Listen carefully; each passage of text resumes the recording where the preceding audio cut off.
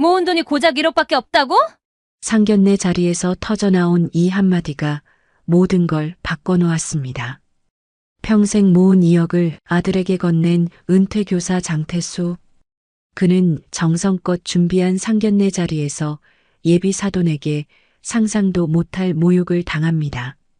등산복 차림으로 나타나 병음료를 던지듯 건네고 사고로 죽은 아내를 신문하듯 캐묻더니 급기야 아들이 모은 돈을 비웃기까지 했죠. 사람의 가치를 돈으로 재는 그들 앞에서 태수는 결단을 내립니다. 이 결혼 없던 걸로 하겠습니다. 그로부터 4년 후 대형 로펌 회의실 문이 열리고 그때 그 사람들이 들어오자 민석의 입가에 미소가 번졌습니다. 과연 이들에게 무슨 일이 있었던 걸까요? 사연 시작하기 전에 구독과 좋아요 부탁드립니다. 항상 시청해주시는 모든 분들께 감사드립니다. 아침 햇살이 거실 창문을 통해 들어왔습니다. 먼지 한 점 없이 정돈된 방 한가운데 장태수는 낡은 가죽 수첩을 무릎 위에 올려놓고 있었습니다. 표지는 세월의 흔적으로 닳아 있었고 모서리는 손때로 검게 변해 있었어요. 오늘은 아내의 기일이었습니다. 태수는 66의 나이였지만 여전히 허리는 고닫고 눈빛은 또렷했습니다. 35년을 고등학교 교단에 섰던 그는 작년에 은퇴했어요.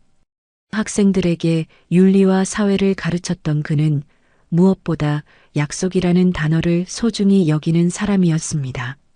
수첩을 펼치자 첫 장에 적힌 문구가 눈에 들어왔습니다.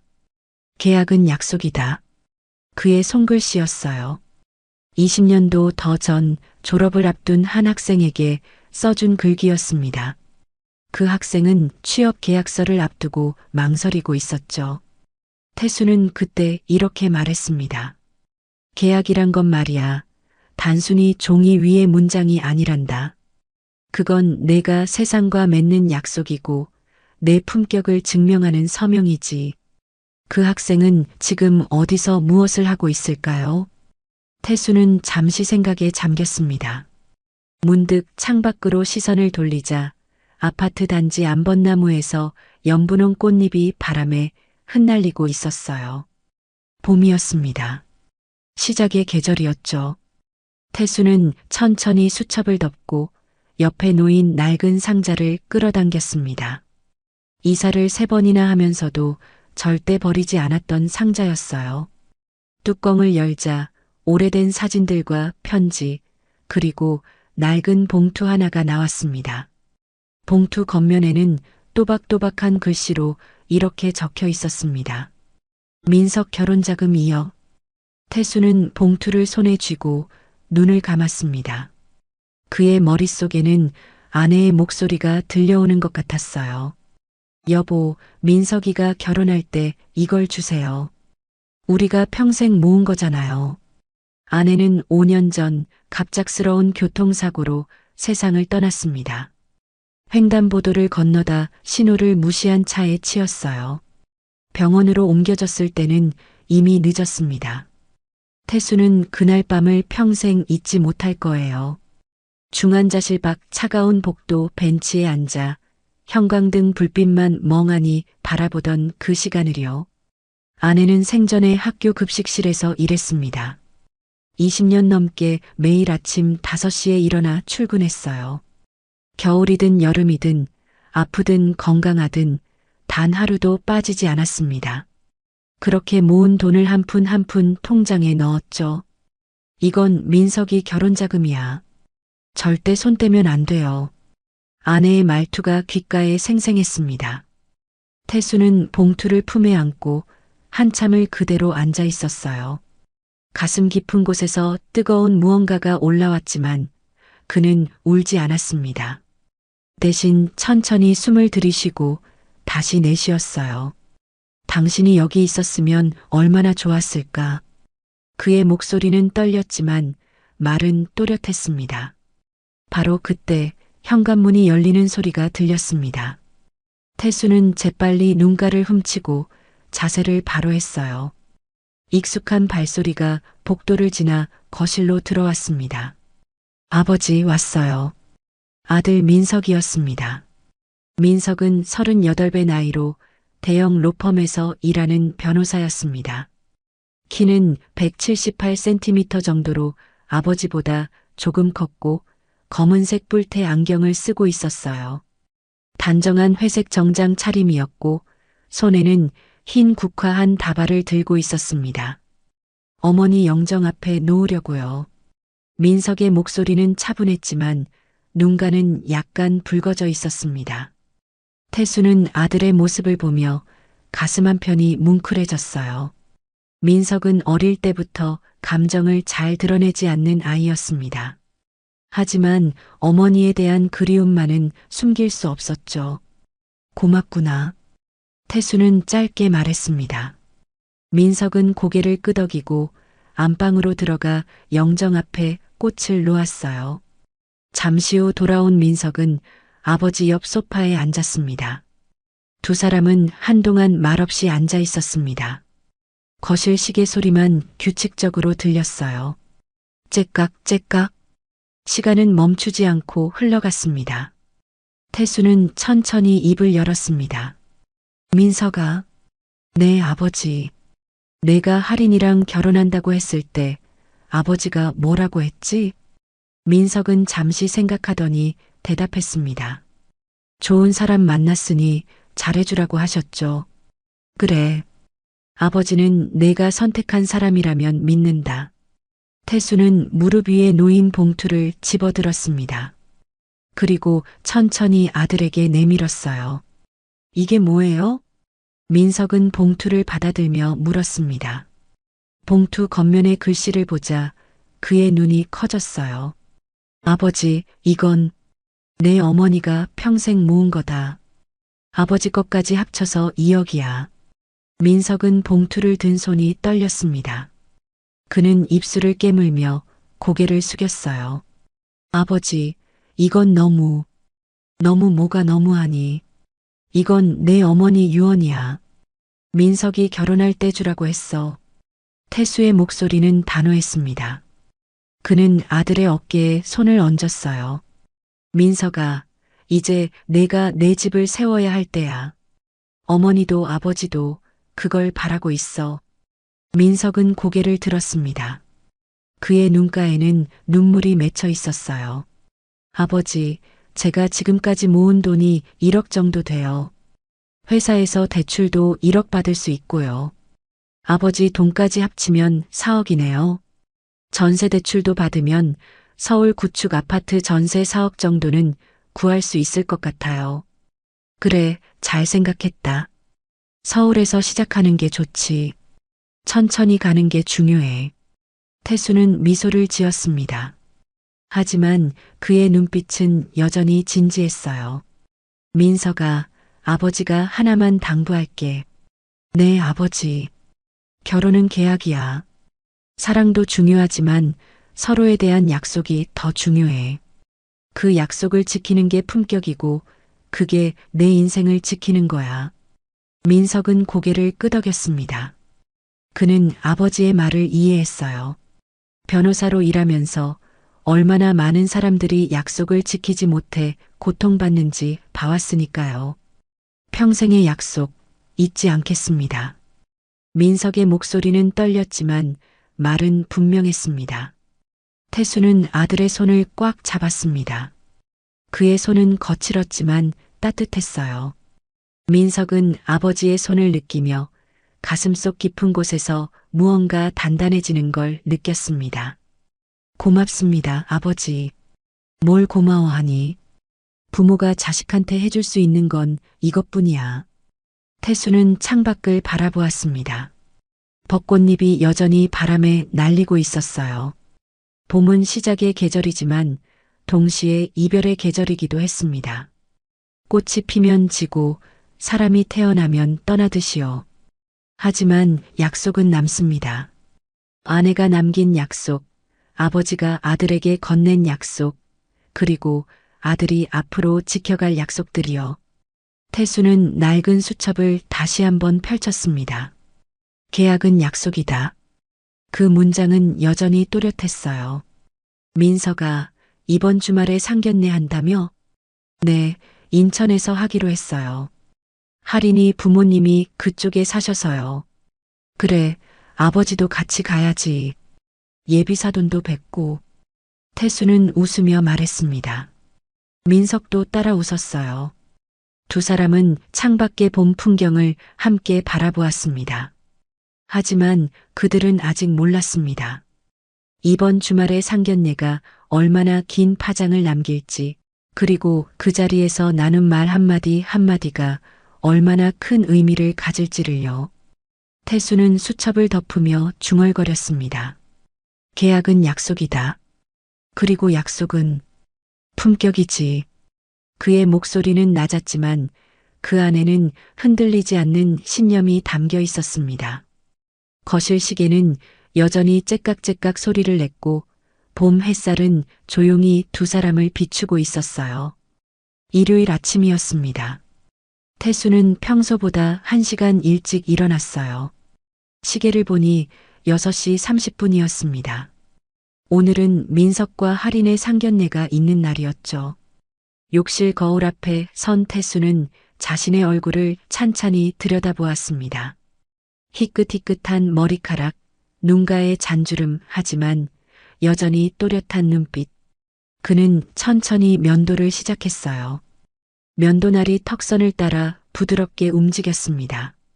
오늘은 중요한 날이야. 혼잣말처럼 중얼거리며 태수는 면도를 마쳤습니다. 그리고 옷장을 열었어요. 맨 안쪽에 정갈하게 걸려있던 진남색 정장이 눈에 들어왔습니다. 아내가 살아있을 때 마지막으로 사준 옷이었어요. 여보, 이거 입고 민석이 결혼식 가야 해요. 아내의 목소리가 떠올랐습니다. 태수는 잠시 멈춰서서 정장을 바라보았어요.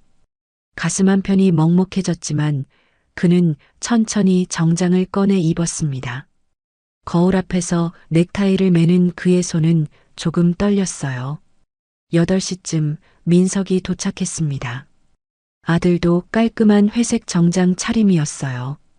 검은색 구두는 반짝반짝 빛났고 머리도 단정하게 빗어 넘겼습니다. 아버지, 준비 다 하셨어요? 그래, 가자꾸나. 두 사람은 현관문을 나섰습니다. 복도를 지나 엘리베이터를 타고 지하 주차장으로 내려갔어요. 민석의 검은색 세단 앞에서 태수는 잠시 걸음을 멈췄습니다. 민석아. 네, 아버지. 오늘 긴장되니? 민석은 웃으며 고개를 저었습니다. 괜찮아요. 할인이 부모님도 좋으신 분들이라고 들었어요. 그래, 좋은 인연이 되었으면 좋겠구나. 태수는 아들의 어깨를 가볍게 두드렸습니다. 두 사람은 차에 올랐어요. 시동이 걸리고 차가 천천히 움직이기 시작했습니다. 서울에서 인천까지는 1시간 정도 걸렸습니다. 고속도로를 달리는 동안 태수는 창밖 풍경을 바라보았어요. 봄 햇살이 따스했고 가로수마다 연두색 잎이 돋아나고 있었습니다.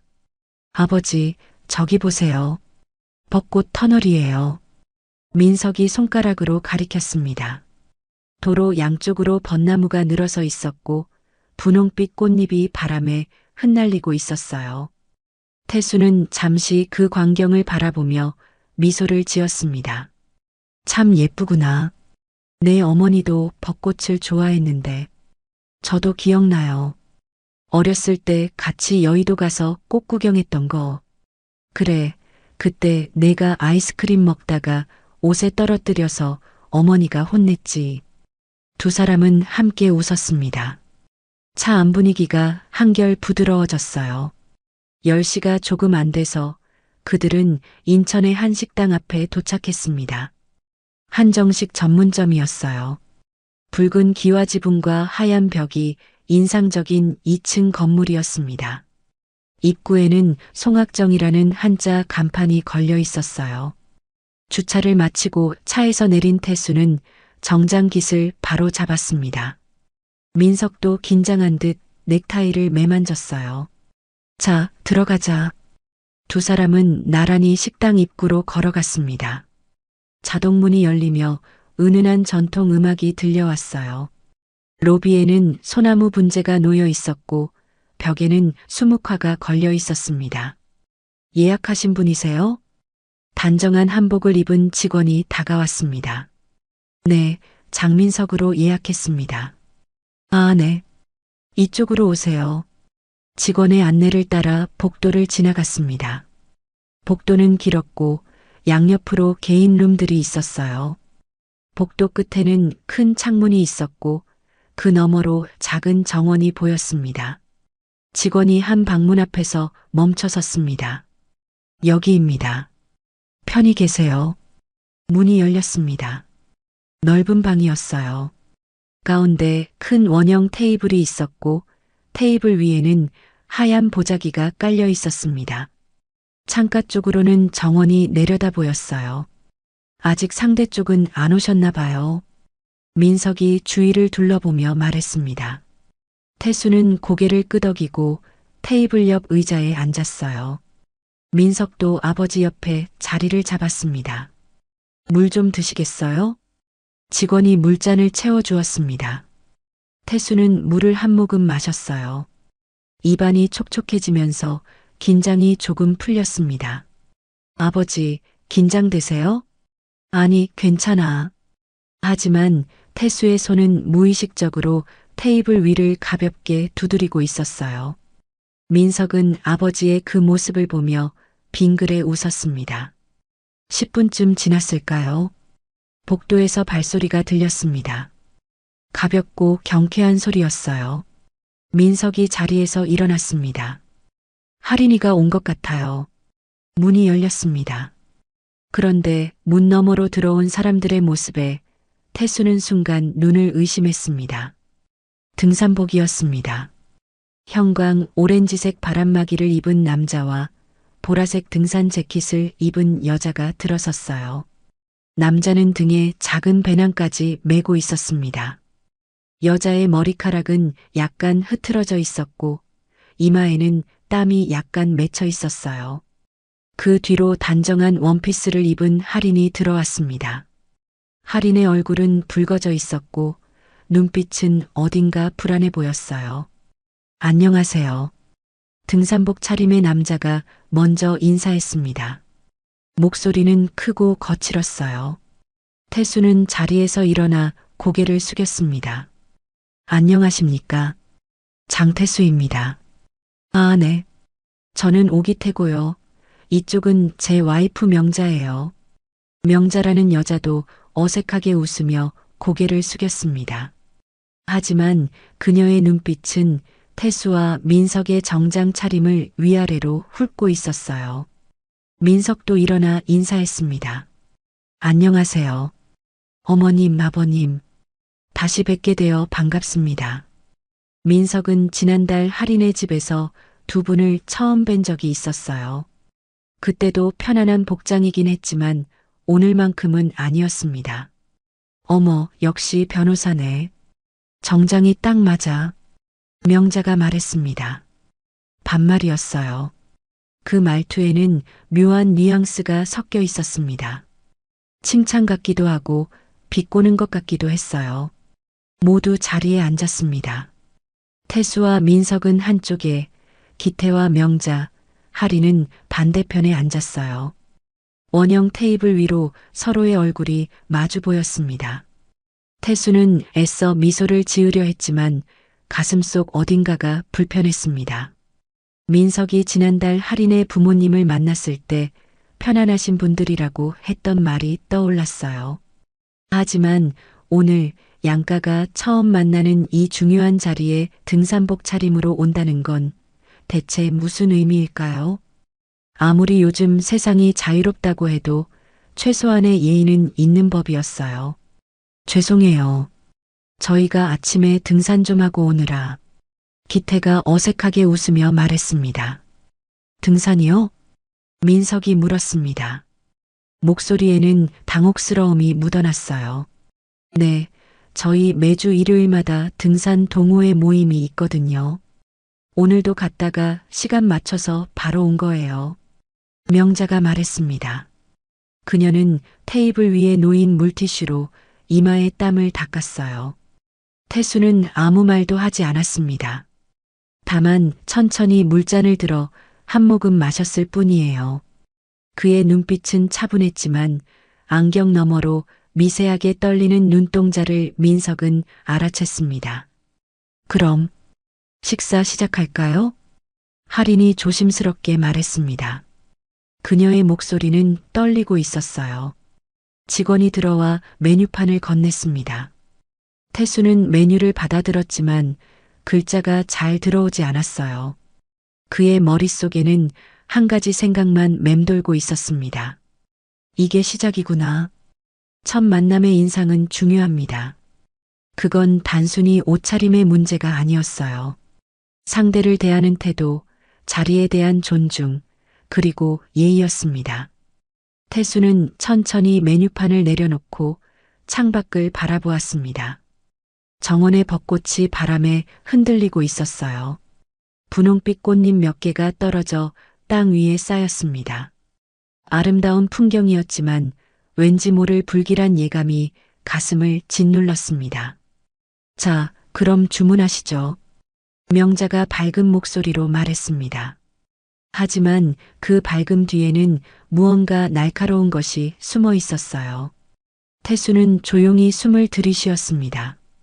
그리고 다시 한번 테이블 너머 상대편 사람들을 바라보았습니다. 오늘 하루가 어떻게 흘러갈지 그는 아직 몰랐습니다. 하지만 한 가지는 확실했어요. 이 자리가 생각보다 훨씬 더 힘든 시간이 될 거라는 거요. 메뉴를 고르는 동안 잠시 어색한 침묵이 흘렀습니다. 태수는 메뉴판을 보는 척했지만 사실 글자가 제대로 들어오지 않았어요. 그의 시선은 테이블 너머 명자의 손을 향하고 있었습니다. 명자는 가방을 뒤적이더니 비닐봉지 하나를 꺼냈습니다. 투명한 봉지 안에는 작은 병들이 여러 개 들어 있었어요. 갈색과 초록색 유리병들이었습니다. 이거 드세요. 명자가 봉지를 테이블 위로 밀어냈습니다. 소리가 꽤 컸어요. 병들이 서로 부딪히며 딸그랑 소리를 냈습니다. 태수는 봉지를 내려다보았습니다. 병마다 한자로 된 라벨이 붙어 있었어요. 홍삼진액, 헛개차, 매실롱 추객. 마트에서 파는 흔한 건강음료 세트였습니다. 이게 태수가 말을 시작하려 했지만 명자가 먼저 말을 이었습니다. 요즘은 남자 쪽에서 이런 기본은 챙겨야 예의잖아요. 그죠? 그녀의 목소리에는 웃음기가 섞여 있었습니다. 하지만 그 웃음은 따뜻하지 않았어요. 오히려 차갑고 날카로웠습니다. 민석의 얼굴이 굳었습니다. 그는 아버지를 힐끗 쳐다보았어요. 태수는 여전히 침착한 표정이었지만 안경 너머 눈빛이 미세하게 떨렸습니다. 아, 네. 감사합니다. 민석이 어색하게 대답했습니다. 그는 봉지를 자기 쪽으로 당겼어요. 비닐이 바스락거리는 소리가 방 안에 울렸습니다. 태수는 천천히 물잔을 들어 한 모금 마셨습니다. 입안이 말랐어요. 목구멍으로 물이 넘어가는 느낌이 이상하게 무겁게 느껴졌습니다. 그나저나 명자가 다시 입을 열었습니다. 이번에는 할인을 향해 고개를 돌렸어요. 할인아, 예단이랑 혼수는 어떻게 하기로 했어? 할인의 얼굴이 순간 빨개졌습니다. 그녀는 어머니를 보며 작게 말했어요. 엄마, 그건 나중에. 왜 나중에? 지금 정할 거 정하고 가야지. 명자의 목소리가 조금 높아졌습니다. 그녀는 태수 쪽을 바라보며 말을 이었어요.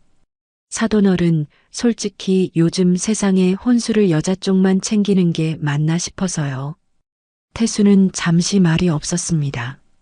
그는 천천히 물잔을 내려놓았어요. 손가락이 유리잔 표면을 가볍게 두드렸습니다. 똑똑. 혼수는 두 집안이 의논해서 정하는 거라고 알고 있습니다. 태수의 목소리는 낮고 침착했습니다. 그렇긴 한데 어머니가 안 계시잖아요. 명자가 말했습니다. 그 말에 방 안 공기가 순간 얼어붙었어요. 그럼 누가 예단이나 혼수를 챙기나 싶어서요. 남자 혼자 사는 집에서 뭘 알겠어요. 명자는 웃고 있었습니다.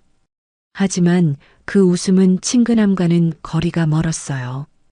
오히려 누군가를 깎아내리는 듯한 불편한 미소였습니다. 민석의 주먹이 무릎 위에서 꽉 쥐어졌습니다. 그는 입술을 깨물며 참고 있었어요. 하리는 고개를 숙인 채 아무 말도 하지 못했습니다. 태수는 천천히 숨을 들이쉬었습니다. 가슴속에서 뜨거운 무언가가 치밀어 올랐지만 그는 꾹 눌렀어요. 손가락이 테이블 끝을 가볍게 눌렀습니다.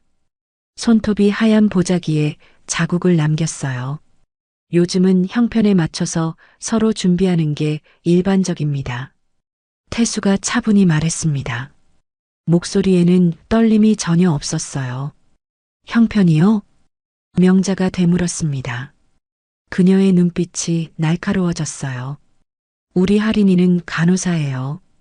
밤낮으로 일해서 지금까지 6천 모았어요. 그 돈 모으려고 얼마나 고생했는데. 명자는 자랑스러운 듯 말했습니다. 하지만 그 다음 말이 문제였어요.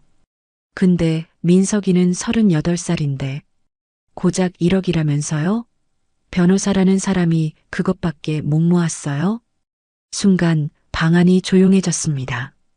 민석의 얼굴이 창백해졌습니다. 그는 할인을 바라보았어요. 할인은 고개를 더욱 숙이며 손을 꼭 쥐고 있었습니다. 그녀의 어깨가 작게 떨렸어요. 태수는 명자를 똑바로 바라보았습니다. 그의 눈빛은 여전히 차분했지만 그 안에는 단단한 무언가가 자리 잡고 있었어요. 제 아들이 모은 돈은 정직하게 번 돈입니다. 태수의 목소리는 낮았지만 또렷했습니다. 법조인으로 일하면서 한 푼 한 푼 모은 거예요. 그걸 적다고 말씀하시면 할 말이 없습니다. 명자는 잠시 말을 멈췄습니다. 하지만 곧 다시 웃으며 말했어요. 에이, 뭐 그렇게까지 심각하게 받아들이세요. 저는 그냥 솔직하게 말하는 스타일이라 솔직한 것과 무례한 것은 다릅니다. 태수의 말에 명자의 표정이 굳었습니다. 옆에 앉아있던 기태가 어색하게 웃으며 끼어들었어요. 뭐, 그래도 사돈어른 아드님이 변호사시니까 앞으로 잘 되시겠죠. 근데 사돈어른은 지금 뭐 하세요? 작년에 은퇴했습니다. 교사였어요. 아, 그럼 연금 받으시겠네요. 좋으시겠다. 기태의 말투는 가벼웠습니다. 하지만 그 가벼움 속에는 묘한 비교와 계산이 숨어 있었어요. 그래도 요즘 노후가 걱정 아니세요? 아들 결혼시키고 나면 사돈 어른도 챙겨야 할 거 아니에요. 명자가 다시 말을 이었습니다. 저희는 저희가 알아서 합니다. 태수는 짧게 대답했습니다. 더 이상 말을 잇고 싶지 않았어요. 바로 그때 직원이 음식을 들고 들어왔습니다. 하얀 접시 위에 정갈하게 담긴 전체 요리들이었어요. 신선한 나물과 전, 그리고 작은 그릇에 담긴 소스들. 식사 나왔습니다. 맛있게 드세요. 직원이 공손히 인사하고 나갔습니다. 문이 닫히자 다시 어색한 정적이 흘렀어요. 태수는 젓가락을 들었습니다. 하지만 음식을 집을 마음이 생기지 않았어요. 입맛이 완전히 사라져버렸습니다. 민석도 마찬가지였습니다. 그는 접시만 멍하니 바라보고 있었어요. 하리는 눈가가 붉어져 있었고 기태와 명자만 태연하게 음식을 집어먹고 있었습니다. 이거 맛있네. 역시 한정식은 이래야 해. 명자가 나무를 씹으며 말했습니다. 아무 일도 없었다는 듯한 표정이었어요. 태수는 창밖을 바라보았습니다. 정원의 벚꽃이 바람에 흔들리고 있었어요. 분홍빛 꽃잎이 하나둘 떨어져 땅에 쌓였습니다. 아름다운 봄날이었습니다. 하지만 이 방 안의 공기는 차갑고 무거웠어요. 태수는 젓가락을 내려놓았습니다. 손가락 끝이 미세하게 떨렸지만 그는 그걸 애써 숨겼어요. 그리고 천천히, 아주 천천히 숨을 고르기 시작했습니다. 참아야 해. 아직은. 하지만 그의 인내심도 한계가 있었습니다. 그리고 그 한계는 생각보다 빨리 다가오고 있었어요. 식사가 이어졌습니다. 하지만 분위기는 여전히 무겁고 어색했어요. 태수는 나물을 조금 집어먹었지만 맛을 느낄 수가 없었습니다. 입안에서 씹히는 감촉만 있을 뿐 아무 맛도 나지 않았어요. 직원이 다시 들어와 메인 요리를 가져왔습니다. 갈비찜과 생선구이, 그리고 따뜻한 된장찌개였어요. 김이 모락모락 피어올랐습니다. 와, 이거 좋네. 갈비 좋아하는데. 기태가 갈비를 집어먹으며 말했습니다. 그는 소주잔을 들어 한 잔 비웠어요. 얼굴이 조금 붉어졌습니다. 당신 술 천천히 마셔. 명자가 남편을 보며 말했습니다. 하지만 그녀의 시선은 이미 다른 곳으로 향하고 있었어요. 바로 태수 쪽이었습니다. 명자는 젓가락을 천천히 내려놓았습니다. 그리고 물잔을 들어 한 모금 마셨어요. 그녀의 눈빛이 태수를 향해 고정되었습니다. 그나저나 사돈어른. 명자가 입을 열었습니다. 목소리가 조금 낮아졌어요. 아까 아드님 어머니 얘기가 나왔잖아요. 순간 민석의 손이 멈췄습니다. 그는 젓가락을 든 채로 어머니 쪽을 돌아보았어요. 할인도 긴장한 표정으로 명자를 바라보았습니다. 태수는 천천히 명자를 쳐다보았습니다. 그의 눈빛은 차분했지만 그 안에는 경계심이 서려 있었어요. 네.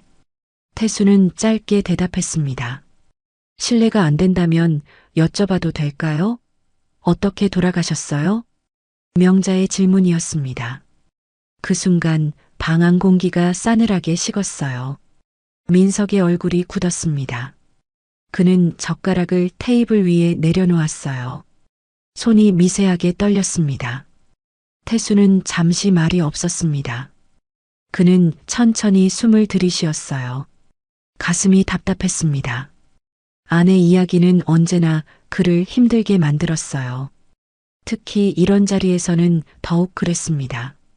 교통사고였습니다. 태수가 조용히 대답했습니다. 목소리가 약간 떨렸어요. 아, 그러셨구나. 그럼 갑자기 돌아가신 거네요. 명자가 말했습니다. 그녀의 표정에는 동정심 같은 게 전혀 보이지 않았어요. 오히려 뭔가 더 캐묻겠다는 의지가 느껴졌습니다. 그게 언제였어요? 5년 전입니다. 태수는 짧게 대답하며 물잔을 들었습니다. 더 이상 이 이야기를 하고 싶지 않았어요. 하지만 명자는 멈추지 않았습니다. 아, 그럼 그 전에는 건강하셨어요? 아니면 어디 아프신 데가 있었나요? 민석이 참지 못하고 끼어들었습니다. 어머님, 그건 좀. 왜? 나 그냥 궁금해서 그래. 우리 할인이가 결혼하면 같은 집안 식구가 되는 건데 알아야 하는 거 아니야? 명자의 목소리에는 정당성이 묻어 있었습니다. 하지만 그 정당성은 차갑고 날카로웠어요. 병이었어요? 아니면 사고만 나서 그런 거예요? 명자가 다시 물었습니다.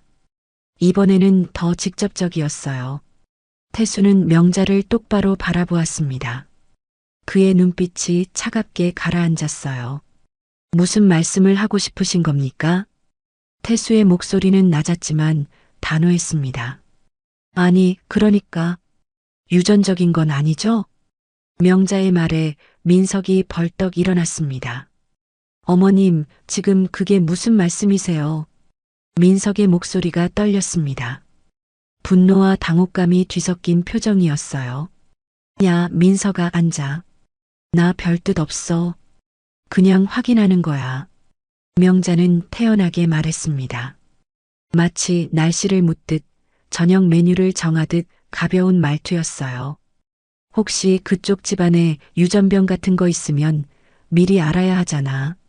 아이 생각하면 당연한 거 아니야? 그 말에 할인이 울먹이기 시작했습니다. 엄마, 제발 그만해. 할인의 목소리는 떨렸습니다. 눈가가 빨갛게 충혈되어 있었어요. 하지만 명자는 멈추지 않았습니다. 왜 그래? 너도 모르잖아. 나중에 애 낳고 나서 문제 생기면 어떡하려고. 미리 체크하는 게 맞지. 명자는 다시 태수를 향해 고개를 돌렸습니다. 그죠? 사돈 어른도 이해하시죠? 요즘 세상에 이런 건 미리 확인하는 게 당연하잖아요. 태수는 주먹을 꽉 쥐었습니다. 손톱이 손바닥을 파고들었어요. 아팠지만 그 고통이 오히려 정신을 붙잡아 주었습니다. 지금 그게 상견례 자리에서 할 말입니까? 태수의 목소리는 낮았지만 떨리지 않았습니다. 오히려 단단하고 차가웠어요. 명자는 잠시 멈칫했습니다. 하지만 곧 다시 웃으며 말했어요. 저야 솔직해서 그렇죠. 숨기는 게 더 문제예요. 솔직함과 무례함은 다릅니다. 태수가 말했습니다. 그의 눈빛이 명자를 꿰뚫었어요. 지금 부인께서 하신 말씀은 망자를 모욕하는 겁니다. 그리고 제 아들을, 제 가족을 모욕하는 거예요. 방안이 조용해졌습니다. 아무도 말하지 않았어요. 심지어 기태도 술잔을 든 채로 멈춰 있었습니다. 태수는 천천히 자리에서 일어났습니다. 그의 움직임은 느렸지만 확고했어요. 제 아내는 평생 성실하게 살았습니다. 아무 병도 없었어요. 다만 운이 나빴을 뿐입니다. 태수의 목소리가 떨렸습니다. 하지만 그 떨림은 슬픔이 아니라 억눌린 분노였어요. 그리고 제 아들은 건강합니다. 우리 집안에 유전병 같은 건 없어요. 하지만 그게 중요한 게 아닙니다. 태수는 명자를 똑바로 바라보았습니다. 중요한 건 사람을 대하는 태도입니다. 예의입니다. 품격입니다. 명자의 얼굴이 굳었습니다. 그녀는 입을 열려다 다시 닫았어요. 이게 부인께서 생각하는 솔직함입니까? 상대의 아픔을 들쑤시고 망자를 신문하듯 캐묻는 게 솔직함입니까? 태수의 목소리는 점점 커졌습니다. 그는 더 이상 참을 수 없었어요. 민석도 자리에서 일어났습니다. 그는 아버지 곁으로 다가갔어요. 두 사람은 나란히 서서 상대편을 바라보았습니다. 명자는 당황한 듯 기태를 쳐다보았습니다. 기태는 술잔을 내려놓고 어색하게 웃었어요. 사돈어른, 그게 저희 와이프가 좀 직설적이라. 직설적인 게 아닙니다. 무례한 겁니다. 태수가 단호하게 말했습니다. 하리는 고개를 숙인 채 울고 있었습니다. 어깨가 작게 떨렸어요. 그녀는 민석을 바라보았지만 민석은 이미 결심한 얼굴이었습니다. 태수는 천천히 숨을 고르며 자리를 바라보았습니다. 테이블 위에는 아직 음식이 남아 있었어요. 갈비찜에서 김이 더 이상 피어오르지 않았습니다. 식어버린 음식들, 식어버린 인연. 이 자리 여기서 끝내겠습니다. 태수의 말이 방 안에 울렸습니다. 그 말은 선언이자 마침표였어요. 명자는 뭔가 말하려 했지만 이미 늦었습니다. 태수는 민석의 어깨를 가볍게 두드렸어요. 가자. 두 사람은 돌아서서 문 쪽으로 걸어갔습니다. 뒤에서 할인의 흐느끼는 소리가 들렸지만 태수는 멈추지 않았어요. 문이 열렸습니다. 복도의 차가운 공기가 얼굴을 스쳤습니다. 태수는 한 번도 뒤를 돌아보지 않았어요. 그의 가슴은 아직 뜨겁게 타오르고 있었습니다. 하지만 그 안에는 분명한 확신이 자리 잡고 있었어요. 이건 옳은 선택이다. 복도를 걸어 나오며 태수는 잠시 걸음을 멈췄습니다. 가슴이 두근거렸어요. 분노가 아직 가라앉지 않았습니다. 손이 떨렸고 숨이 가빠졌어요. 민석이 아버지의 팔을 가볍게 잡았습니다. 아버지, 괜찮으세요? 응, 괜찮아. 태수는 짧게 대답했습니다. 하지만 목소리가 떨렸어요. 그는 벽에 손을 짚고 천천히 숨을 고르기 시작했습니다. 뒤에서 소란스러운 소리가 들렸습니다. 문이 열리는 소리, 발소리, 그리고 날카로운 여자 목소리. 야, 어디가? 나 아직 할 말 있어. 명자의 목소리였습니다. 태수는 고개를 돌렸어요. 명자가 복도로 나오고 있었습니다. 뒤에는 기태와 할인도 따라 나왔어요. 사돈어른, 잠깐만요. 기태가 손을 내밀며 말했습니다. 하지만 태수는 움직이지 않았어요. 그저 차갑게 그들을 바라볼 뿐이었습니다. 명자가 태수 앞으로 성큼 다가왔습니다. 그녀의 얼굴은 붉어져 있었고 눈빛은 날카로웠어요. 이게 뭐예요? 우리가 뭘 잘못했다고 이러는 거예요? 잘못했다는 걸 모르신다면 더 할 말이 없습니다. 태수가 차분히 말했습니다. 아니, 나는 진심으로 물어본 건데 왜 이렇게 예민하게 구세요? 명자의 목소리가 높아졌습니다. 복도를 지나가던 다른 손님들이 힐끗힐끗 쳐다보기 시작했어요. 예민한 게 아닙니다. 선을 넘으신 겁니다. 태수는 여전히 침착했습니다. 하지만 그의 눈빛은 차갑게 가라앉아 있었어요. 명자는 코웃음을 쳤습니다. 선이요? 우리 딸 입장도 생각 좀 해보세요. 우리 할인이는 간호사예요. 밤낮으로 일해서 6천 모았어요. 명자는 가슴을 펴며 말했습니다. 자랑스러운 표정이었어요. 밤샘 근무하고 명절에도 쉬지 못하고 그렇게 악착같이 모은 돈이에요. 근데 그 나이에 고작 1억이라니. 명자의 목소리에는 비웃음이 섞여 있었습니다. 변호사라는 사람이 38 될 때까지 살면서 1억밖에 못 모았어요? 우리 딸 가치가 그거밖에 안 돼요? 그 말에 민석의 얼굴이 창백해졌습니다. 하리는 어머니의 팔을 잡으며 울먹였어요. 엄마, 제발 그만해. 너 닥쳐. 엄마가 지금 내 미래를 위해서 말하는 거야. 명자가 딸의 손을 뿌리쳤습니다. 하리는 비틀거리며 뒤로 물러났어요. 태수는 한참을 침묵했습니다. 그는 천천히 숨을 들이쉬고 다시 내쉬었어요. 가슴속에서 뜨거운 무언가가 끓어올랐지만 그는 꾹 참았습니다. 부인. 태수가 낮은 목소리로 말했습니다. 사람의 가치를 돈으로 따지시는 겁니까? 당연하죠. 요즘 세상에 사랑만 가지고 결혼해요? 돈이 있어야 애도 키우고 살지. 명자가 소리쳤습니다. 그녀의 목소리가 복도에 울렸어요. 태수는 고개를 저었습니다. 그의 눈빛에는 실망이 가득했어요. 그럼 묻겠습니다. 부인은 돈이 많으십니까? 뭐요? 부인 댁은 얼마나 가지고 계십니까? 집은 있으십니까? 자가입니까? 전세입니까? 태수의 질문에 명자의 얼굴이 굳었습니다. 그건 우리 집은 자가입니다. 빚도 없어요. 제 아들은 변호사로 연봉 1억 2천을 받습니다. 태수의 목소리는 차분했지만 단호했습니다. 지금은 전세로 시작하지만 곧 집도 살 겁니다. 제가 증여해준 2억과 아들이 모은 1억, 그리고 대출 1억으로 4억짜리 전세에서 시작해서 차근차근 자산을 모을 겁니다. 명자는 입을 다물었습니다. 옆에 서 있던 기태도 어색하게 고개를 돌렸어요.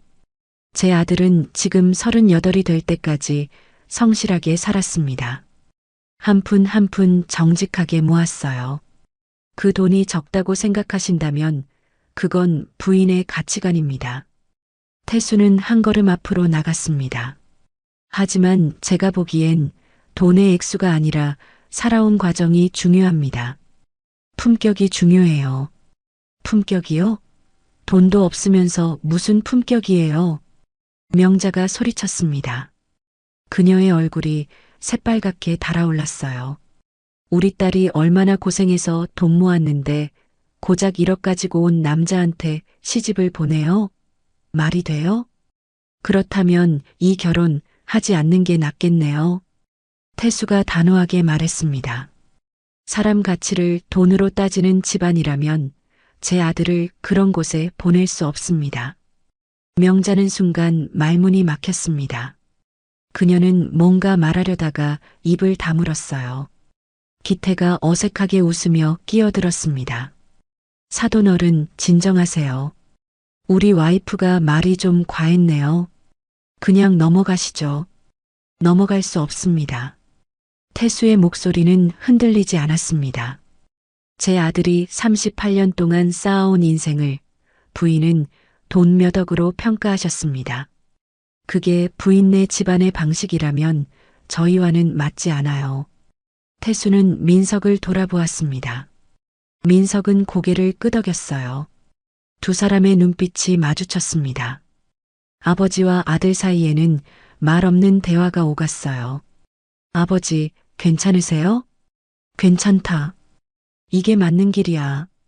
태수는 다시 명자를 향해 고개를 돌렸습니다. 제 아들은 앞으로도 성실하게 살 겁니다. 법조인으로서 정직하게 일하고 당당하게 살 거예요. 태수는 잠시 숨을 고르며 말을 이었습니다. 그리고 언젠가는 부인네보다 더 나은 삶을 살게 될 겁니다. 돈으로가 아니라 품격으로요. 명자의 입이 벌어졌습니다. 그녀는 뭔가 반박하려 했지만 말이 나오지 않았어요. 아, 정말. 이게 무슨.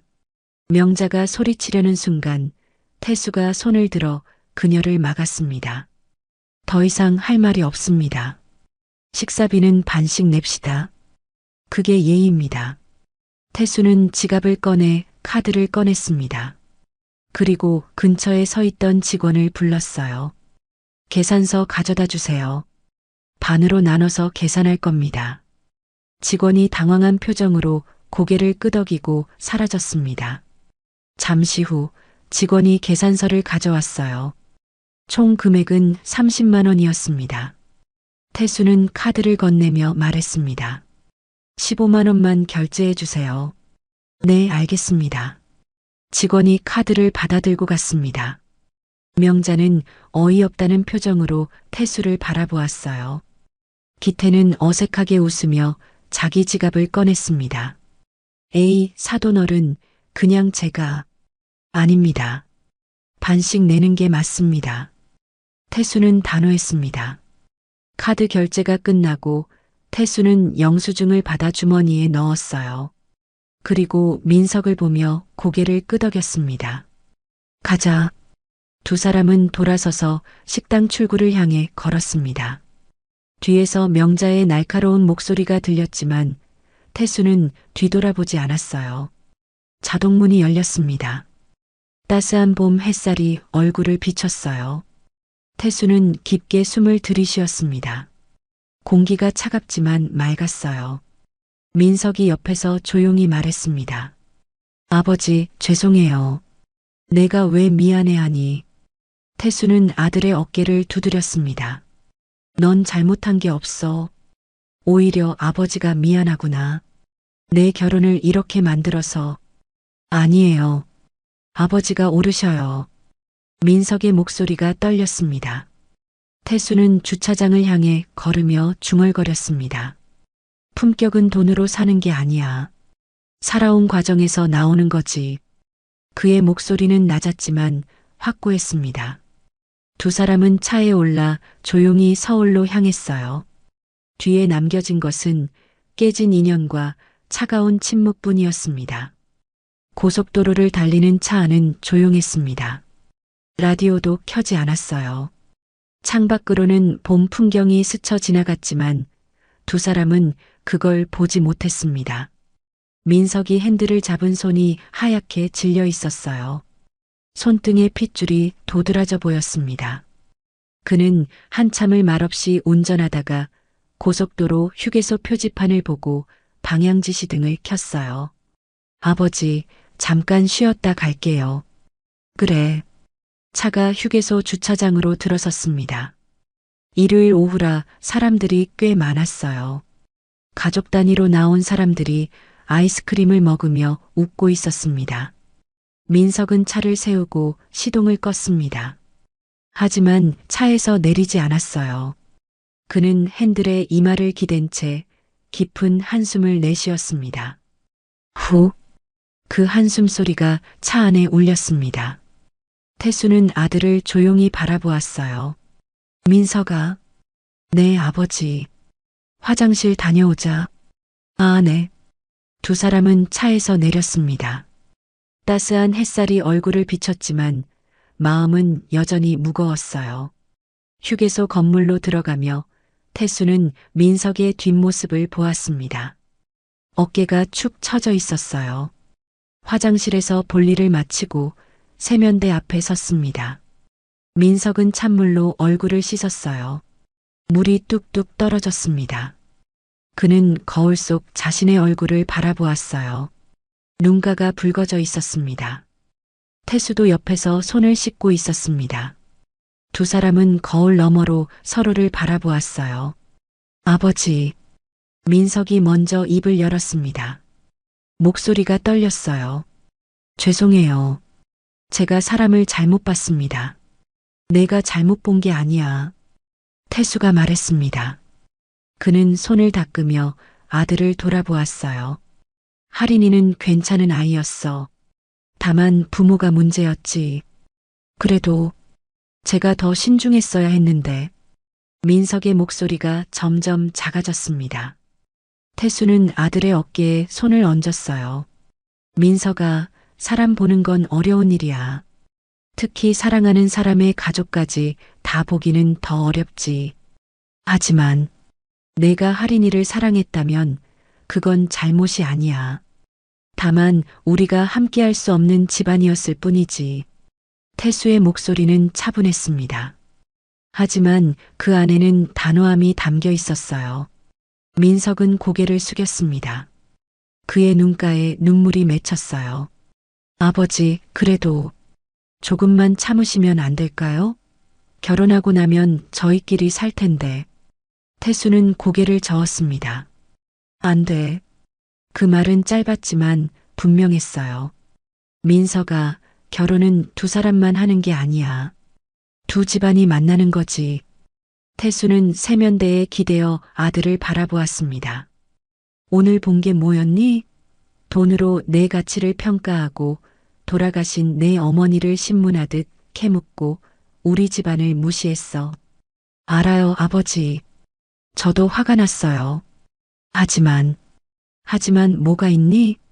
태수의 목소리가 조금 높아졌습니다. 넌 그 집안의 사위가 되는 거야. 명절 때마다, 집안 행사 때마다 평생 그 사람들을 만나야 해. 태수는 잠시 말을 멈췄습니다. 그리고 낮은 목소리로 이어갔어요. 그때마다 오늘 같은 모욕을 들으면서 살 수 있겠니? 내 아이들이 외할머니한테 그런 말을 들으면서 자라는 걸 볼 수 있겠어? 민석은 대답하지 못했습니다. 그는 입술을 깨물었어요. 태수는 아들의 두 어깨를 잡았습니다. 민석아, 아버지가 평생 너한테 가르친 게 뭐였니? 계약은 약속이고 약속은 품격이라고 했지. 네. 결혼도 마찬가지야. 서로를 존중하는 약속이지. 근데 오늘 그 사람들이 우릴 존중했니? 민석은 고개를 저었습니다. 아니요. 그럼 답은 정해진 거야. 태수는 아들을 꼭 안았습니다. 민석의 어깨가 떨렸어요. 그는 아버지 품에서 조용히 울었습니다. 아버지, 괜찮아. 울어도 돼. 내가 아팠으니까. 태수의 목소리도 떨렸습니다. 하지만 그는 참았어요. 아들 앞에서 무너질 수 없었습니다. 한참을 그렇게 서 있었습니다. 화장실 문이 열리고 닫히는 소리가 들렸지만 두 사람은 신경 쓰지 않았어요. 민석이 먼저 몸을 떼었습니다. 그는 눈물을 닦으며 말했어요. 아버지 말씀이 맞아요. 이 결혼은 안 되는 거겠죠. 그래, 안 되는 게 맞아. 태수는 아들의 등을 토닥였습니다. 지금은 힘들겠지만 나중엔 잘한 선택이었다고 생각할 날이 올 거야. 민석은 고개를 끄덕였습니다. 그리고 다시 찬물로 얼굴을 씻었어요. 붉어진 눈을 가리려는 듯 했습니다. 두 사람은 화장실을 나와 휴게소 매점으로 갔습니다.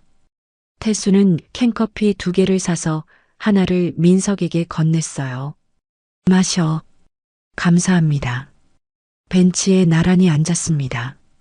캔을 따는 소리, 칙. 커피 향이 퍼졌어요. 따뜻한 캔을 손에 쥐고 있으니 마음이 조금 진정되는 것 같았습니다. 민석아. 네. 넌 좋은 사람이야.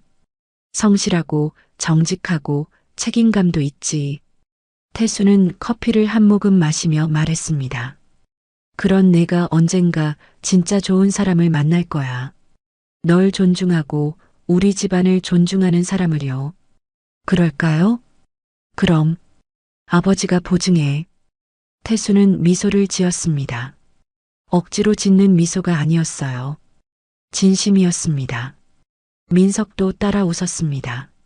눈가는 여전히 붉었지만 표정은 조금 밝아졌어요. 아버지, 저 할인한테 연락해야 할 것 같아요. 그래, 해야지. 정리는 깔끔하게 해야 해. 네. 민석은 주머니에서 핸드폰을 꺼냈습니다. 하지만 바로 전화하지 못했어요. 화면만 멍하니 바라보고 있었습니다.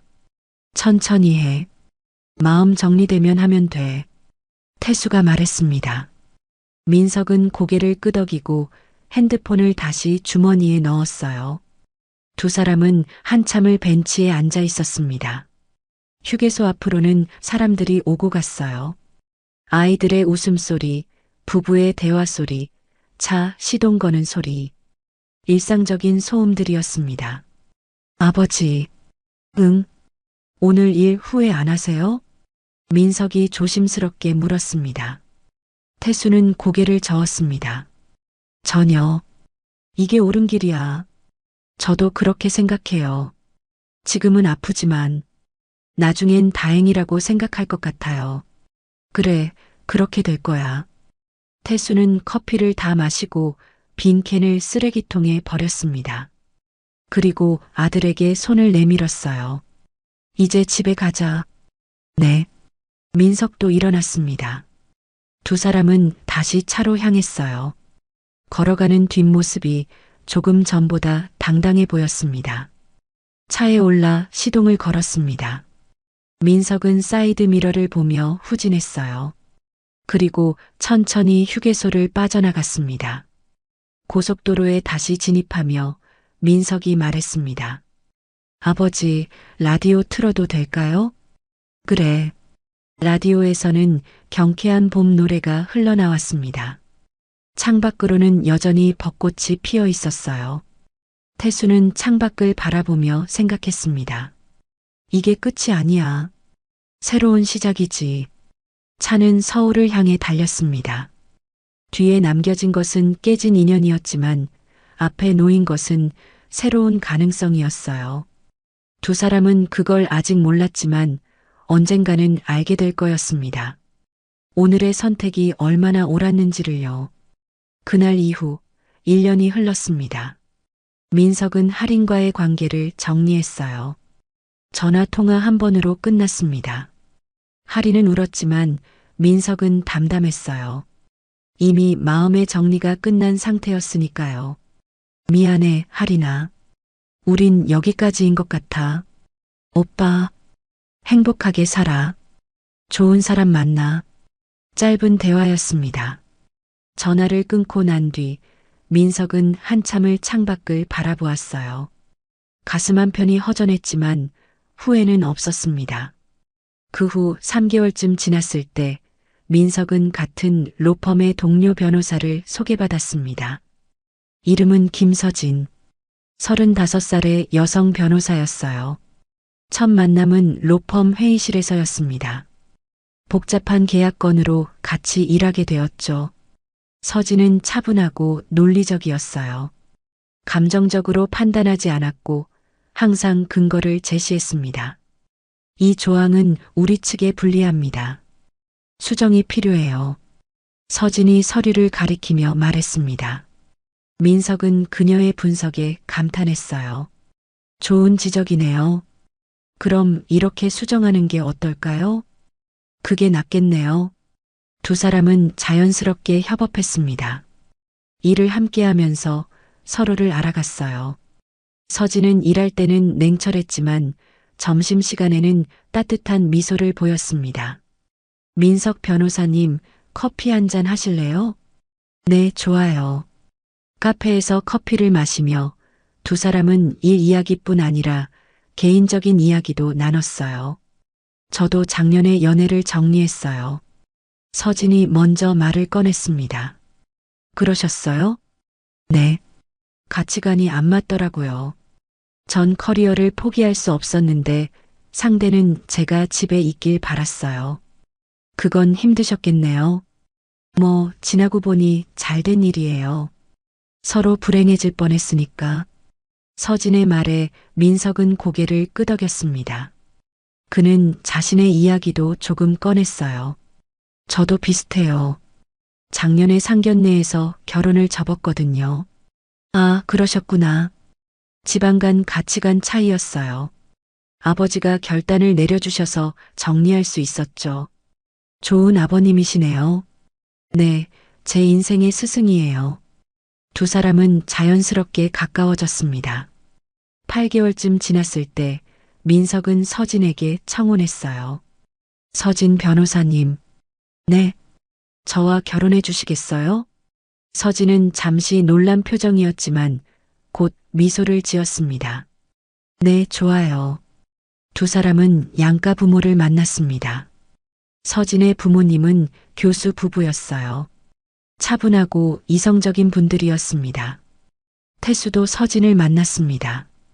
첫인상부터 마음에 들었어요. 아버님, 처음 뵙겠습니다. 서진은 정중하게 인사했습니다. 태수는 그녀의 눈을 보았어요. 맑고 당당한 눈빛이었습니다. 반갑습니다. 민석이한테 많이 들었어요. 저도 민석 변호사님한테 아버님 이야기 많이 들었습니다. 존경스러운 분이라고. 과찬이시네요. 태수는 서진이 마음에 들었습니다. 예의 바르고 자기 생각이 분명했어요. 무엇보다 민석을 존중하는 태도가 좋았습니다. 결혼 준비는 순조로웠습니다. 양가 부모가 모두 이성적이었기에 혼수나 예단 문제로 다툴 일이 없었어요. 형편에 맞춰서 하면 됩니다. 태수가 말했습니다. 저희도 그렇게 생각합니다. 서진의 아버지도 동의했어요.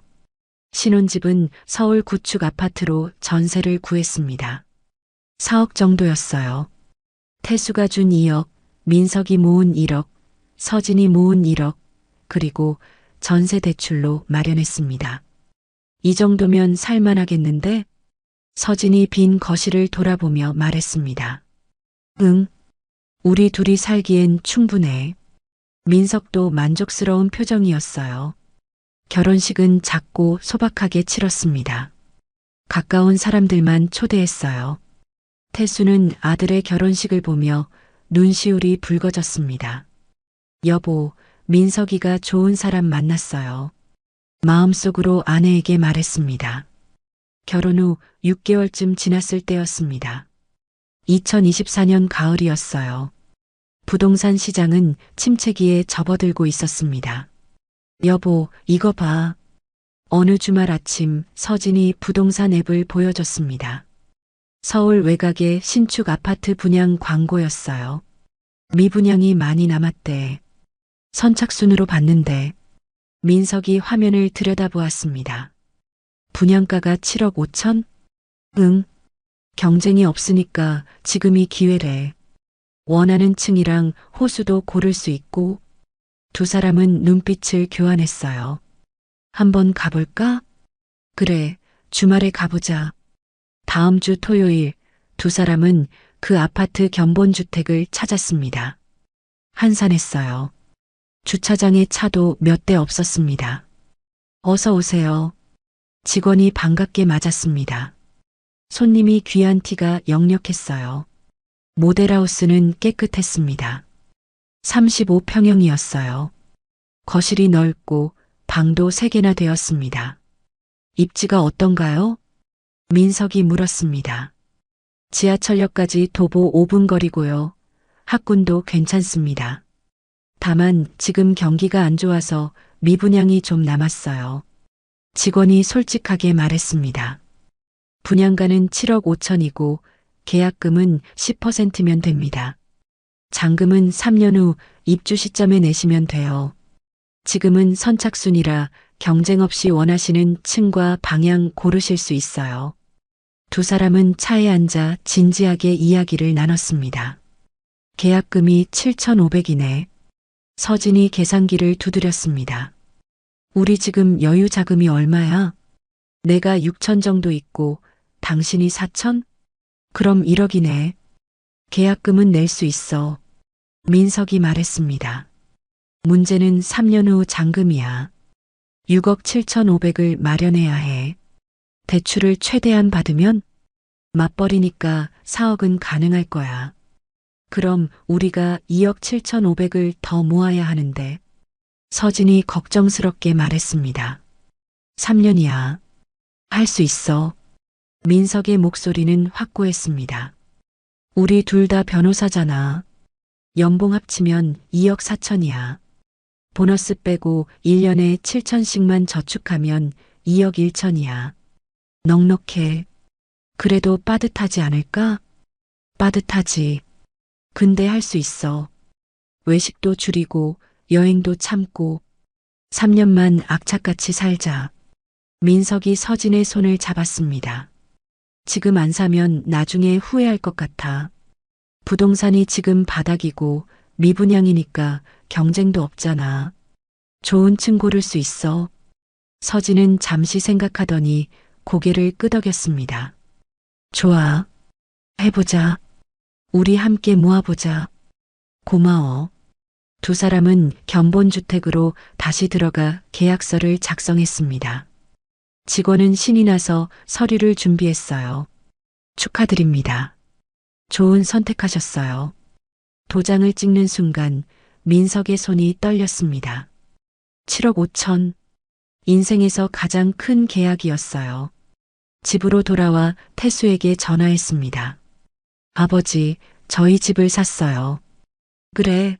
어디? 민석이 아파트 정보를 설명했습니다. 태수는 잠시 침묵했어요. 지금 시장이 안 좋다며? 네, 그래서 경쟁 없이 계약할 수 있었어요. 미분양이라 원하는 층도 골랐고요. 위험하지 않겠니? 저희가 살 집이에요. 투자가 아니라 실거주예요. 3년 동안 열심히 모아서 잔금 낼 거예요. 민석의 목소리는 단호했습니다. 아버지가 말씀하셨잖아요. 위기는 기회라고. 태수는 웃음을 터뜨렸습니다. 그래, 내가 그랬지.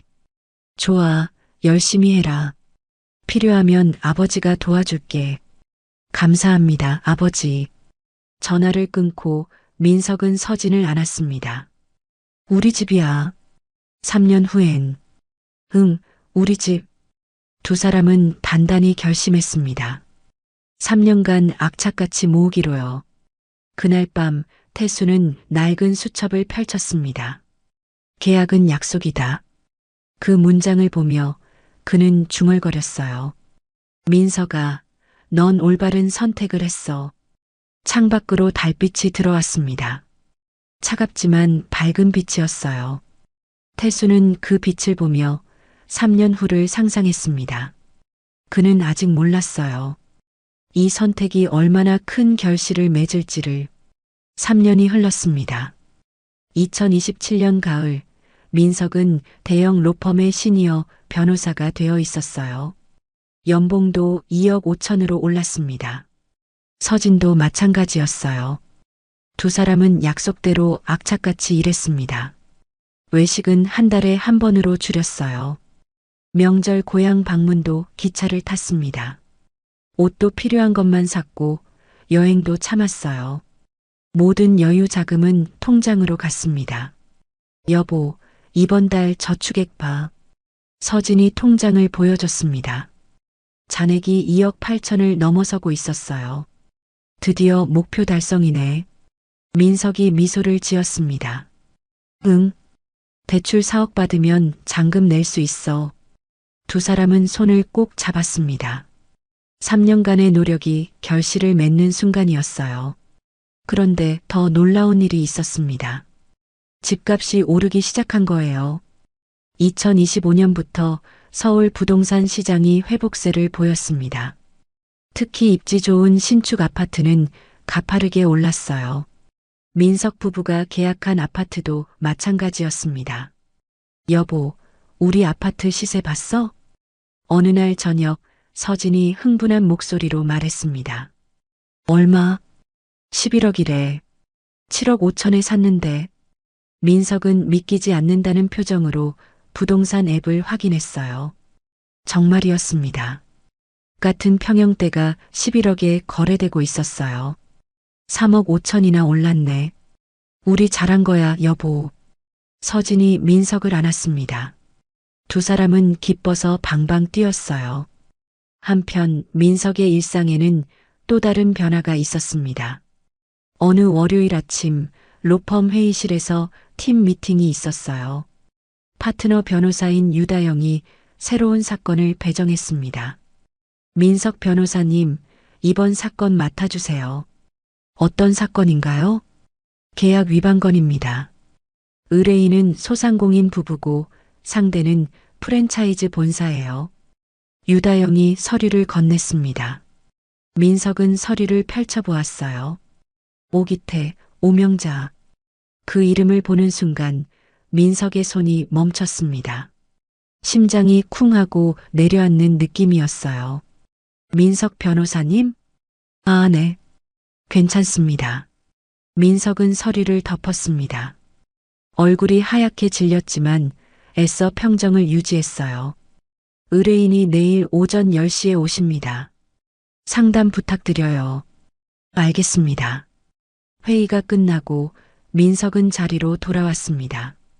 책상에 앉아 서류를 다시 펼쳤어요.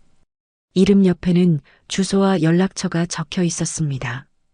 인천이었어요. 4년 만이네. 민석은 깊게 숨을 들이쉬었습니다. 가슴이 답답했어요. 오래전 상견례의 기억이 떠올랐습니다. 등산복, 병음료, 그리고 모욕적인 말들. 그날 저녁 집에 돌아와 서진에게 말했습니다. 여보, 내일 특이한 상담이 있어. 무슨? 기억해? 내가 4년 전에 결혼 접었던 할인이 부모님. 서진의 눈이 커졌습니다. 설마 그분들이? 응. 내일 우리 로펌에 오셔. 세상 참 좁네. 어떡할 거야? 민석은 잠시 생각했습니다. 일은 일이니까 전문가답게 대해야지. 그래도 마음이 불편하겠다. 조금은.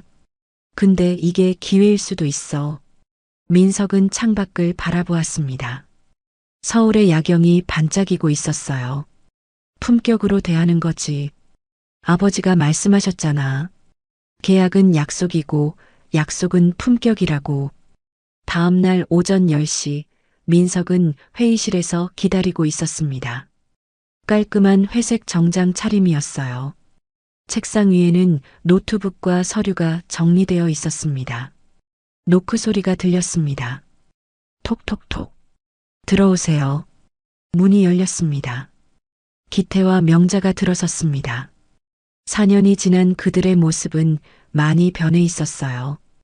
기태의 머리는 더 희끗희끗해졌고 명자의 얼굴에는 주름이 깊게 패여 있었습니다. 명자가 먼저 민석을 알아봤습니다. 그녀의 얼굴이 하얗게 질렸어요. 어머. 기태도 민석을 보고 멈칫했습니다. 그는 입을 벌렸다 다시 닫았어요. 민석은 자리에서 일어나 정중히 인사했습니다. 안녕하세요. 장민석 변호사입니다. 목소리는 차분하고 전문적이었어요. 감정이 전혀 드러나지 않았습니다. 앉으세요. 민석이 의자를 가리켰습니다. 두 사람은 어색하게 자리에 앉았어요. 명자의 손이 떨리고 있었습니다. 오랜만입니다. 민석이 먼저 말을 꺼냈습니다. 그때는 예비사돈으로 뵀는데 오늘은 의뢰인으로 뵙네요. 명자는 고개를 숙였습니다. 기태는 어색하게 웃으며 말했어요. 그게 민석이 내가 여기 있을 줄은 몰랐어. 그러셨군요. 괜찮습니다. 일은 일이니까요. 민석은 노트북을 열었습니다. 화면에는 사건 개요가 정리되어 있었어요. 사건 내용부터 말씀해 주시겠습니까? 기태가 입을 열었습니다. 우리가 치킨 프랜차이즈를 운영했는데 말이야. 본사에서 계약 조건을 일방적으로 바꿨어. 어떻게요? 로열티를 갑자기 올렸어. 계약서에는 없는 내용인데. 기태의 목소리가 떨렸습니다. 우리가 항의했더니 계약 해지하겠다고 협박했어. 그래서 울며 겨자 먹기로 따를 수밖에 없었지. 민석은 노트를 하며 들었습니다. 표정은 중립적이었어요. 계약서 가져오셨나요? 응력이 있어. 명자가 가방에서 서류를 꺼냈습니다. 손이 계속 떨렸어요. 민석은 서류를 받아 천천히 읽었습니다. 회의실은 조용했습니다. 시계 초침 소리만 째깍째깍 들렸어요. 명자는 민석의 얼굴을 힐끗힐끗 쳐다보았습니다. 그녀의 눈가는 붉어져 있었어요. 민석은 서류를 다 읽고 노트북에 뭔가를 입력했습니다. 그리고 두 사람을 바라보았어요. 계약서를 보니 확실히 본사 측 위반이 맞습니다. 그럼 우리가 이길 수 있어? 기태가 다급하게 물었습니다. 민석은 잠시 침묵했습니다. 그는 천천히 숨을 들이쉬고 다시 내쉬었어요. 하지만 제가 이 사건을 맡기는 어려울 것 같습니다. 네. 개인적인 인연이 있는 분들이라 이에 상충 문제가 있을 수 있습니다. 민석의 목소리는 여전히 차분했습니다. 다른 변호사를 배정해 드리겠습니다. 저희 로펌에 실력 있는 분들이 많으니 걱정하지 않으셔도 됩니다. 명자가 갑자기 고개를 들었습니다. 그녀의 눈에는 눈물이 그렁그렁 맺혀 있었어요. 민석아. 네. 그때 정말 미안했어. 명자의 목소리가 떨렸습니다. 내가 너무 무례했지. 돌이킬 수 없는 말을 했잖아. 평생 후회하고 있어. 기태도 고개를 숙였습니다. 우리가 잘못했어. 용서해줘. 민석은 두 사람을 조용히 바라보았습니다. 가슴 한편이 뭉클했지만 그는 감정을 드러내지 않았어요. 과거 일은 지나간 일입니다. 이제 중요한 건 두 분의 사건이에요. 민석은 명함을 꺼내 건넸습니다. 제 동료 변호사입니다. 이 사건의 적임자예요. 연락해보세요. 명자는 명함을 받아들었습니다. 그녀의 손은 여전히 떨리고 있었어요. 정말 고마워. 천만에요. 좋은 결과 있으시길 바랍니다. 민석은 자리에서 일어났습니다. 상담은 끝났어요. 두 사람도 일어났습니다. 문 앞에서 명자가 다시 한번 돌아보았어요. 민석아, 정말 잘 됐구나. 민석은 미소를 지었습니다. 차갑지도 따뜻하지도 않은 미소였어요. 감사합니다. 두 분도 좋은 하루 되세요. 문이 닫혔습니다. 민석은 혼자 회의실에 남았어요. 그는 창밖을 바라보았습니다. 서울의 빌딩 숲이 펼쳐져 있었어요. 아버지, 저 잘했죠? 마음속으로 중얼거렸습니다. 품격은 복수가 아니었습니다. 그저 자신의 자리에서 최선을 다하는 거였어요. 그게 진짜 승리였습니다. 2027년 11월 드디어 입주일이 다가왔습니다. 민석과 서진은 한 달 전에 잔금을 치렀어요. 3년간 모은 2억 8천과 대출 4억으로 6억 8천을 냈습니다. 남은 7천은 이사 비용과 가구 장만에 쓰기로 했어요. 드디어 우리 집이야. 서진이 입주 안내문을 보며 말했습니다. 목소리가 떨렸어요. 기쁨과 감동이 뒤섞인 떨림이었습니다. 응. 3년 동안 고생했어. 민석이 아내를 안았습니다. 두 사람은 한참을 그렇게 서 있었어요. 입주 전날 밤 민석은 태수에게 전화했습니다. 아버지, 내일 입주해요. 그래, 축하한다. 고생 많았다. 아버지 덕분이에요. 아버지가 주신 돈이 없었으면 시작도 못했어요. 아니야. 너희가 3년 동안 악착같이 모은 거지. 그게 대단한 거야. 태수의 목소리는 따뜻했습니다. 아버지도 내일 오시죠? 당연하지. 아들 새집 첫날인데 내가 빠질 수 있니? 감사합니다.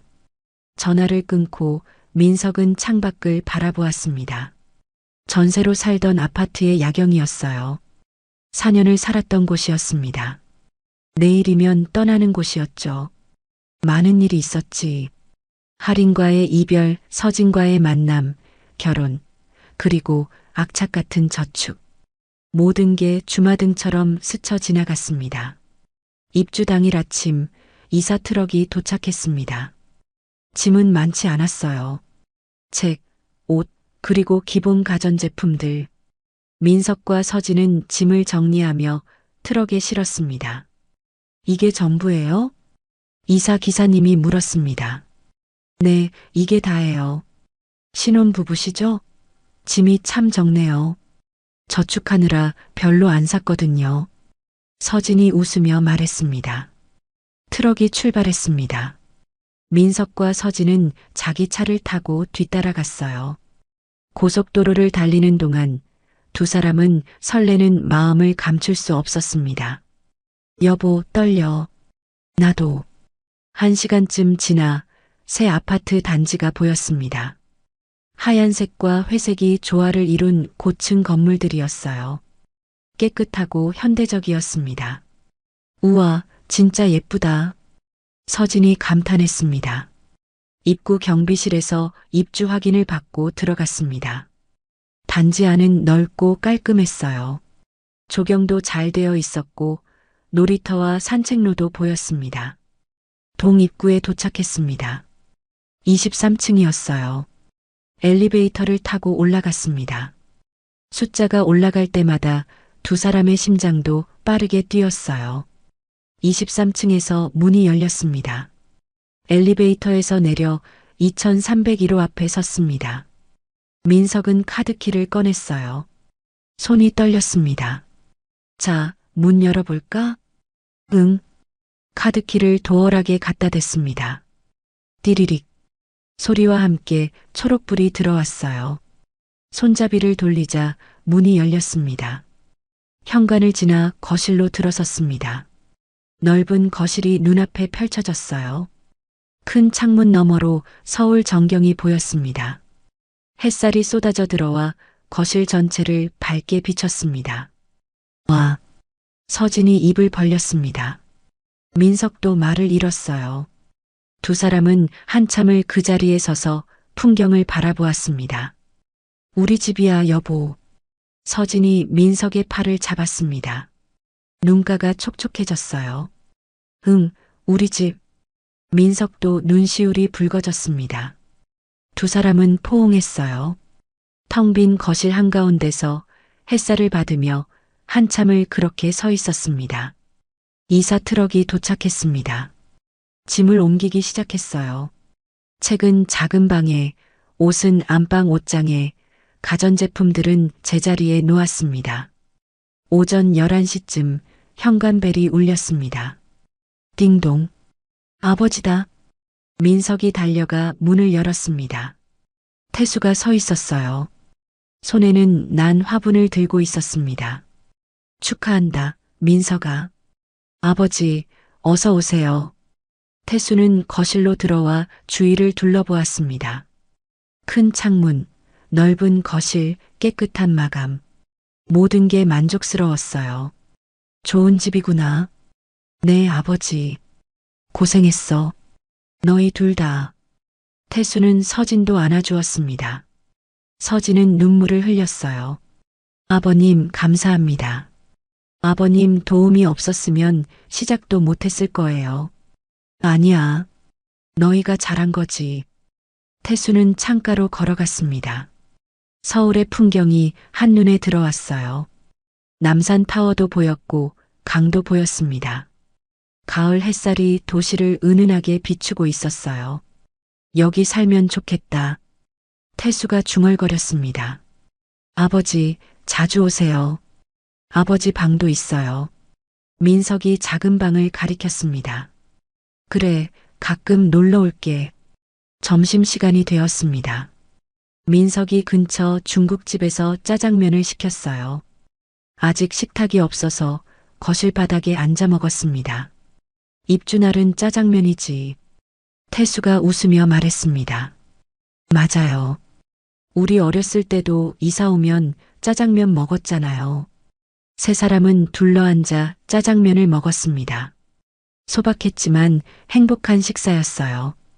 민서가, 네, 아버지. 집값이 많이 올랐다며? 네, 7억 5천에 샀는데 지금 11억이래요. 3억 5천이나 올랐구나. 태수는 고개를 끄덕였습니다. 내 선택이 옳았어. 두려워하지 않고 과감하게 결정한 게 주요했지. 아버지가 말씀하셨잖아요. 위기는 기회라고. 그래, 내가 그랬지. 태수는 창밖을 바라보았습니다. 품격은 돈이 아니라고 했는데 결국 돈도 따라오는구나. 아버지? 아니야. 그냥 혼잣말이야. 태수는 미소를 지었습니다. 점심을 먹고 오후에는 가구를 배치했습니다. 침대, 소파, 식탁이 도착했어요. 하나씩 제자리에 놓으니 집다운 모습이 갖춰졌습니다. 저녁이 되었습니다. 태수는 집으로 돌아가려 했어요. 아버지, 좀 더 계시다 가세요. 아니야. 너희끼리 있어라. 첫날인데. 그래도 괜찮아. 아버지는 집에 가서 편히 쉴게. 태수는 민석의 어깨를 두드렸습니다. 잘 살아라. 서로 존중하면서. 네, 아버지. 태수는 현관으로 향했습니다. 문을 열기 전에 다시 한번 거실을 둘러보았어요. 창문 너머로 석양이 지고 있었습니다. 주황빛 하늘이 아름다웠어요. 민서가, 네. 아버지 자랑스럽다. 감사합니다, 아버지. 태수는 고개를 끄덕이고 문을 나섰습니다. 엘리베이터를 타고 내려가며 그는 눈시울을 붉혔어요. 여보, 우리 민석이 이제 제대로 된 집에서 살게 됐어요. 마음속으로 아내에게 말했습니다. 밤이 되었습니다. 민석과 서진은 창가에 나란히 서서 야경을 바라보았어요. 서울의 불빛들이 반짝이고 있었습니다. 3년 동안 고생했지? 민석이 물었습니다. 응. 근데 후회 안 해. 이 순간을 위해 참았으니까. 나도. 고마워, 여보. 나도 고마워. 두 사람은 손을 꼭 잡았습니다. 그리고 조용히 야경을 바라보았어요. 멀리 아파트 단지 입구 쪽에서 누군가 걸어가는 모습이 보였습니다. 가로등 아래를 지나가는 두 사람이었어요. 등산복 차림이었습니다. 민석은 그 모습을 보았지만 아무 말도 하지 않았습니다. 그저 아내의 손을 더 꽉 쥐었을 뿐이에요. 인생은 선택의 연속이었습니다. 그리고 오늘 그들은 자신들의 선택이 옳았음을 확인했어요. 창밖으로 달이 떠올랐습니다. 밝고 둥근 보름달이었어요. 달빛이 거실을 은은하게 비쳤습니다. 우리 집에서 맞는 첫 보름달이네. 서진이 중얼거렸습니다. 응. 좋은 일만 가득하길.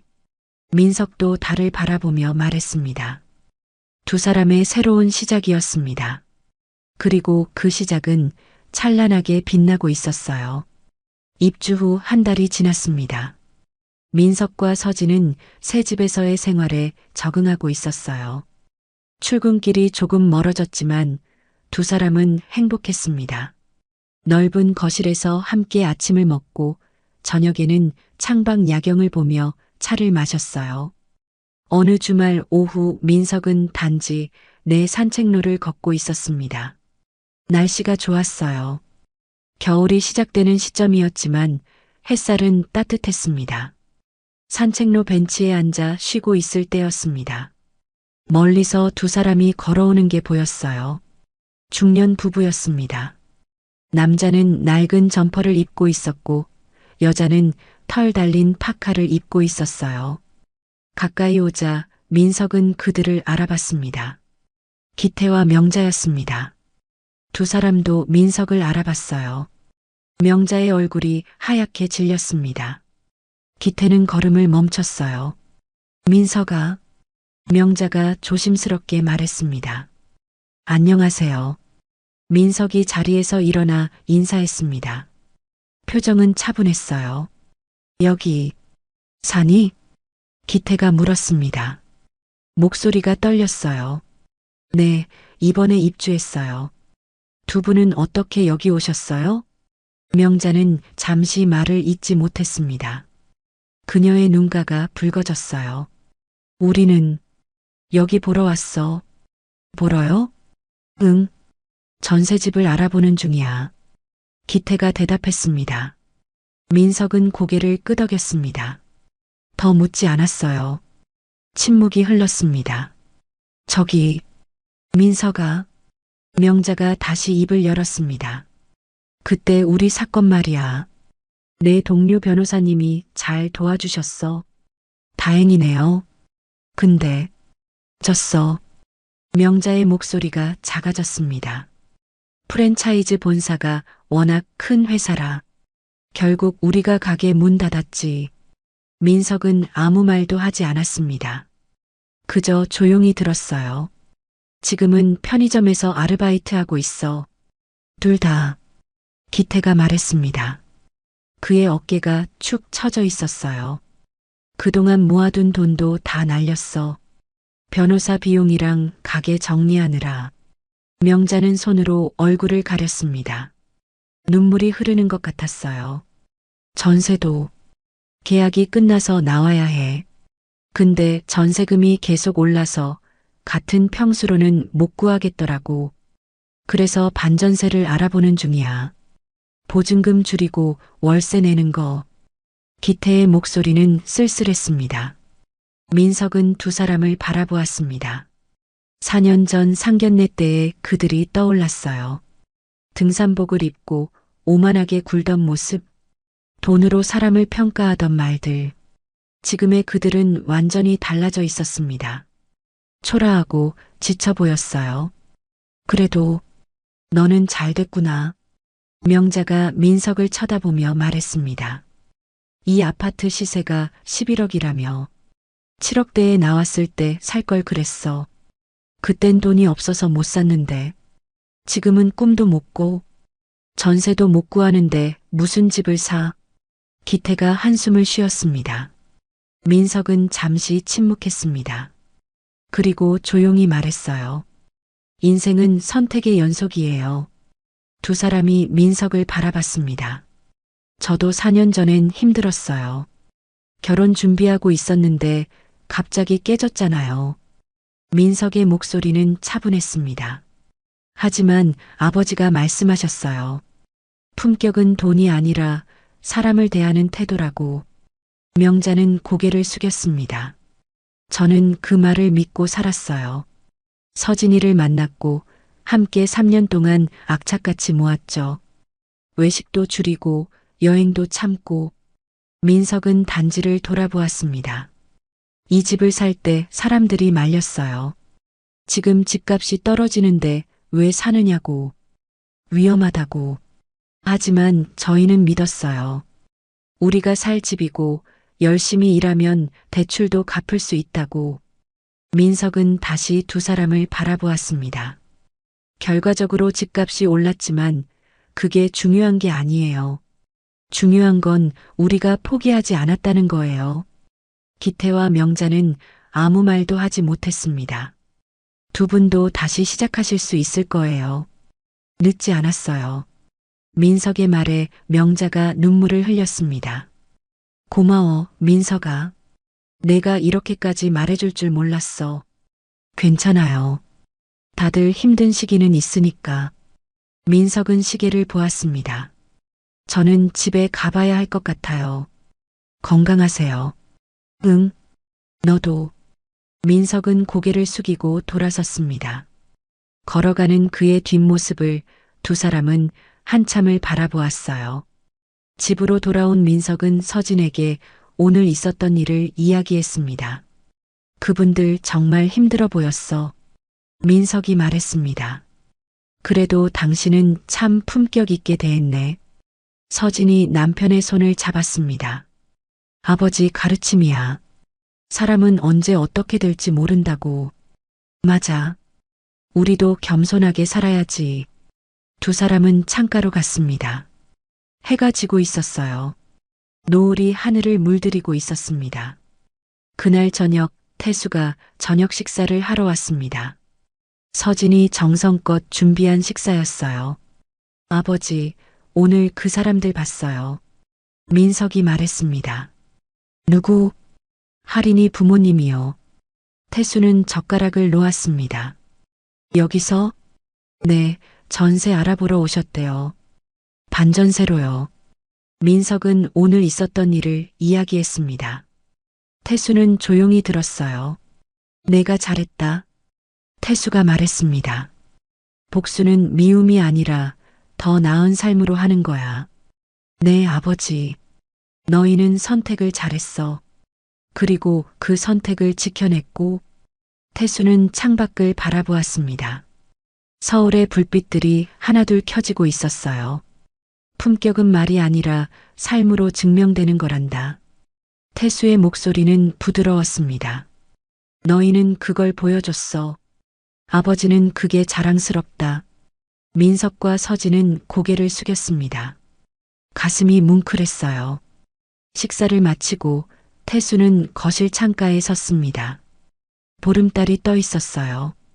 밝고 환한 달빛이 거실을 비쳤습니다. 민석아, 내 아버지, 내 어머니가 보고 있을 거야. 하늘에서. 태수의 목소리가 떨렸습니다. 자랑스러워 하실 거야. 우리 아들이 이렇게 훌륭하게 자랐다고. 민석은 아버지 곁으로 갔습니다.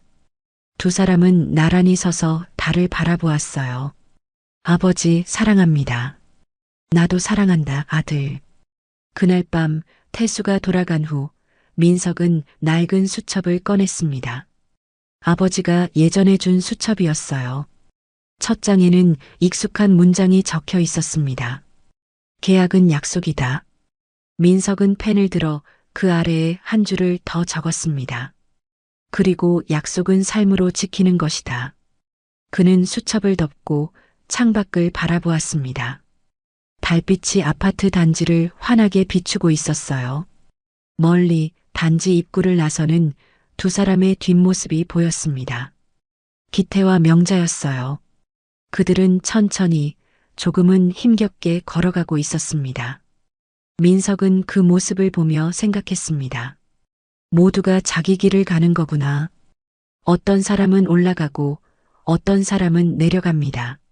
하지만 중요한 건 그 과정에서 품격을 잃지 않는 거였어요. 민석은 거실로 돌아왔습니다.